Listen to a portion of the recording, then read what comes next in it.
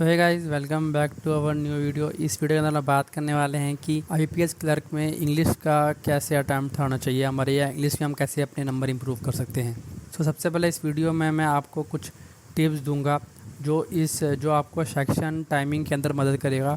उसके बाद मैं लास्ट फ्यू डेज़ में आपको क्या प्रैक्टिस करना चाहिए जिससे आपका स्कोर काफ़ी ज़्यादा इंक्रीज़ हो जाए। और अगर आप चैनल पर नए हैं तो प्लीज़ चैनल को सब्सक्राइब करिए और वीडियो को लाइक कर दीजिएगा। तो बात करते हैं सबसे पहले, जब भी आप इंग्लिश के सेक्शन अटैम्प्ट कर रहे हो ना, तो जो आरसी है उसको हमेशा लास्ट में उठाना है। आरसी अटैम्प्ट लास्ट में करने का ये लॉजिक होता है कि अगर आप आरसी स्टार्टिंग में ही पिक कर लोगे तो उसमें आपका 8 से 9 मिनट जाएगा, तो बाकी बचे हुए टाइम में आप पैनिक कर सकते हैं एग्ज़ाम के अंदर।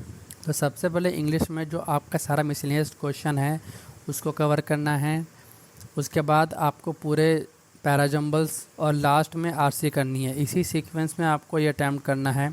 ऐसा ही आप मॉक टेस्ट में भी अटैम्प्ट करके देखिए। आरसी को एकदम लास्ट में रखना है। सबसे पहले मिसलेनियस, उसके बाद पैराजम्बल, और लास्ट में आरसी। तो इस तरीके से आप इस सेक्शन को अटैम्प्ट करेंगे। एक बार प्लीज़ मॉक में प्रैक्टिस करके देखिएगा इसी तरीके से। और सबसे इम्पॉर्टेंट चीज़, आपको इंग्लिश के लिए कोई भी डिफ़िकल्ट मॉक नहीं अटैम्प्ट करना है, क्योंकि इंग्लिश वहाँ पे इजी देखने को मिलेगी आपको एग्ज़ाम में। नेगेटिव आपको अवॉइड करने हैं वहाँ पे। आपको वहाँ पे करना क्या है, अगर किसी भी क्वेश्चन में आपको डाउट हो रहा है तो आपको 50-50 भी लग रहा है, तो एक या दो, मैक्सिमम 2 क्वेश्चन आप अटैम्प्ट करेंगे अपने गैस वर्क के अकॉर्डिंग। लेकिन अगर आप 30 के 30 अटैम्प्ट करेंगे तो उसमें से 10 गलत कर दिए ना, तो उसका कोई बेनिफिट नहीं होगा। 1-2 क्वेश्चन गलत हो रहे हैं वो ठीक है, 1 से 2 या 3, मैक्स टू मैक्स 3, इससे ज़्यादा आपको गलत नहीं होना चाहिए। ये आपको ट्राई करना है। स्किप कर दीजिए, बट नेगेटिव मार्किंग कोशिश करिए कि अवॉइड ही करिए। अभी जो बचा हुआ टाइम है उसमें आप ऐसा क्या करें कि स्कोर आपका इंक्रीज़ हो। उसके लिए सबसे पहले तो आप आरसी डेली बेसिस पे प्रैक्टिस करिए आज से ही। रीडिंग आपको प्री में नहीं बल्कि मेंस में भी मदद करेगा। तो आपको डेली बेसिस पे एटलीस्ट अपना टारगेट रखना है कि आपको 5 से 6 आरसी डेली प्रैक्टिस करने हैं। नेक्स्ट बात करते हैं एरर क्वेश्चन पे, जो एरर फाइंडिंग वाले आते हैं। एग्ज़ाम में आपको 5 से 6 क्वेश्चन एरर के लिए देखने को मिलेंगे। उसमें से 2 या 3 तो बहुत इजी होंगे। आपको सिर्फ उनको अटैम्प्ट करना है, जो डिफ़िकल्ट वाले हैं उनको आपको अटैम्प्ट नहीं करना है, क्योंकि उससे नेगेटिव मार्किंग हो सकती है।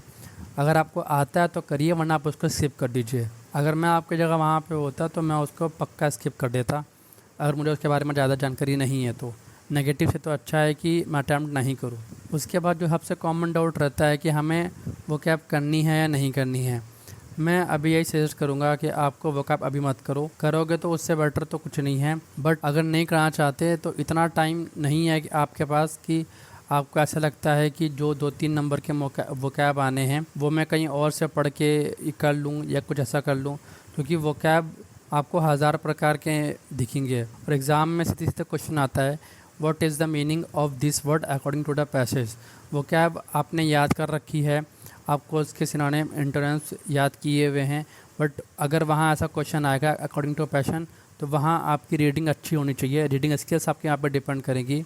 जो भी आप मॉक्स में वोकैब नज़र आ रही हैं एग्ज़ाम में, उनमें से एक भी मॉक्स नहीं आएगी, क्योंकि जितना समय आप वोकैब में लगाएंगे उतना समय आप किसी और चीज़ की प्रैक्टिस कर सकते हैं, जैसे कि आप अर्थमेटिक कर सकते हैं या फिर जीके कर सकते हैं उसके अंदर।